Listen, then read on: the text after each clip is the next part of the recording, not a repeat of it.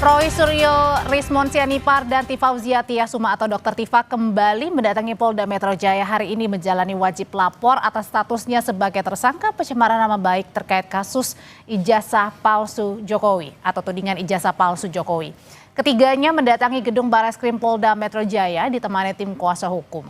Dalam agenda wajib lapor, penyidik tidak melakukan pemeriksaan kepada Roy Suryo CS. Namun kedatangan Roy Suryo CS ke Polda Metro Jaya sekaligus untuk mengajukan gelar perkara khusus karena ada pasal yang dikenakan pada mereka yang dianggap keliru atau tidak tepat.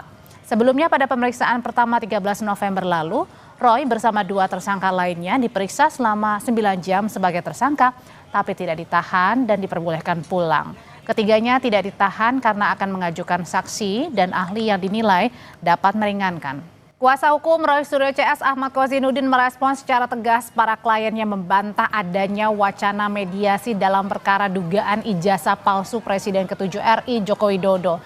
Menurut Kozinudin, kasus ini tidak boleh diarahkan ke ranah kompromi karena adanya upaya perdamaian justru berpotensi mengaburkan inti persoalan.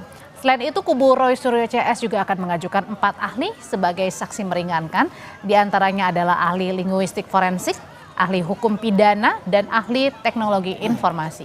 Untuk tidak mempercayai siapapun yang mengaku-ngaku bertindak untuk dan atas nama tim juga kasus ini yang berusaha membangun narasi perdamaian dengan siapapun, termasuk ke lembaga manapun. Dan sekali lagi tidak ada perdamaian dengan kepalsuan, tidak ada perdamaian dengan kebohongan, tidak ada kepalsuan dengan ketidakjujuran. Sekali lagi tidak ada kompromi antara al-haq dan al-batil.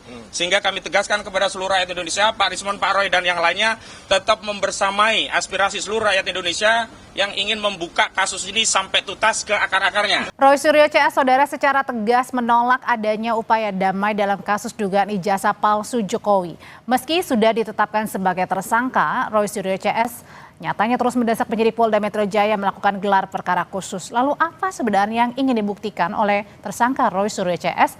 Dan di sisi lain ada apa yang ditunggu sebenarnya oleh kubu relawan Jokowi atas polemik yang hingga kini tak kunjung selesai. Kita akan membahasnya dengan dua narasumber saya. Sudah bergabung ada Abdul Ghafur Sengaji, kuasa hukum Roy Suryo CS. Bang Sengaji, selamat malam. Selamat malam Mbak Audrey.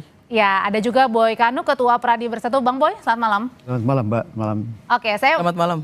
mau nanya ke Bang Sengaji dulu. Bang Sengaji, kenapa sih menolak damai kalau bisa didamaikan kasus ini yang sudah berlarut-larut nih kasusnya? Ini pertanyaan menarik ya Mbak. Kenapa kami menolak adanya mediasi atau perdamaian? Karena mediasi kalau ditempuh itu tidak akan menjawab inti persoalan dari perkara ini gitu ya. Inti persoalan dari perkara ini kan adalah mengungkap kebenaran atas misteri ijazah palsu yang diduga oleh Mas Roy, kemudian oleh Bang Rismon berdasarkan hasil penelitian mereka. Bahwa ijazah Pak Joko Widodo disimpulkan berdasarkan hasil penelitian mereka itu adalah ijazah palsu yang selama ini digunakan oleh Pak Joko Widodo dalam mendapatkan jabatan-jabatan publik. Tapi bukannya artinya juga bisa menguntungkan Anda ketika ada upaya mediasi? Kan saat ini klien Anda juga sudah ditetapkan sebagai tersangka. Justru kalau dengan mediasi ini di dalam ranah hukum pidana kan sebenarnya kita tidak mengenal istilah penyelesaian melalui mediasi. Mediasi itu kan esensinya adalah kesepakatan para pihak dan itu biasanya diambil dalam mekanisme perdata ketika muncul dispute, sengketa antar hak antara satu subjek hukum dengan subjek hukum lainnya gitu ya. Tetapi kalau kita bicara dalam konteks pidana, meskipun ada jalan untuk mediasi, tetapi mediasi itu juga tidak akan menyelesaikan pokok perkara hukum gitu. Kenapa? Karena ini kan statusnya sudah tersangka, sudah pro justia nih loh Mbak. Oke. Sudah ada tersangka yang kemudian hari ini kita mendengar secara resmi dari Polda Metro Jaya bahwa ada pencekalan ke luar negeri yang dilakukan oleh Polda Metro Jaya. Artinya sudah ada upaya-upaya paksa berdasarkan KUHP yang baru juga. Upaya paksa kan salah satunya adalah pencekalan ke luar negeri ya. Artinya karena sudah dilakukan upaya paksa, maka kemudian terhadap status perkara pidana ini, langkah yang terbaik yang ingin kami tempuh juga berdasarkan Mas Roy adalah menempuh mekanisme peradilan untuk memberikan titik terang supaya ijazah ini ke depan tidak lagi dipersoalkan. Artinya maju terus ya? Maju terus tanpa pantang mundur. Oke, kalau dari Bang Boy sendiri sebenarnya kalau dari tim kuasa hukum tim pembelanya Pak Jokowi Apakah memang juga sama-sama tidak menginginkan adanya mediasi begitu ya, restoratif justice, artinya jalan terus aja? Iya, memang kan ketika orang melapor itu kan berarti kan dia sudah siap dengan segala sesuatunya. Artinya kalau di tengah jalan lalu diarahkan untuk mediasi kemudian restoratif justice, saya kira itu kurang tepat juga.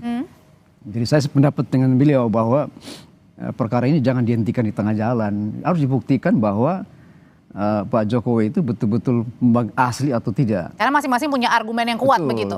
Apalagi masyarakat ini kan animonya sangat kuat ya. Untuk mengetahui benar nggak ini ijazahnya asli atau palsu. Nah harus dibuktikan di pengadilan. Jadi saya kurang sependapat kalau kita arahkan ke restoratif justice, saya kira tidak menjawab persoalan. Oke. Lebih baik kita jalan terus. Dan saya sepakat kita jalan terus, kita buktikan sama-sama, buktikan Di pengadilan. di pengadilan. Berarti Bang Boy sudah siap dengan bukti-bukti ya Bang Boy? Siap. Nah, kita sudah siap.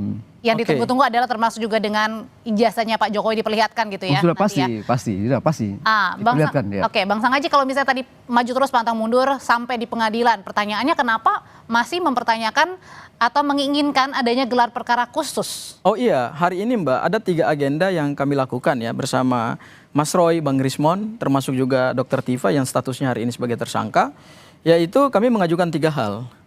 Ya, yang pertama wajib lapor. Mohon maaf, wajib lapor karena memang tidak ditahan, dan saya perlu garis bawahi ini tidak dilakukan penahanan baik tahanan kota maupun tahanan rumah.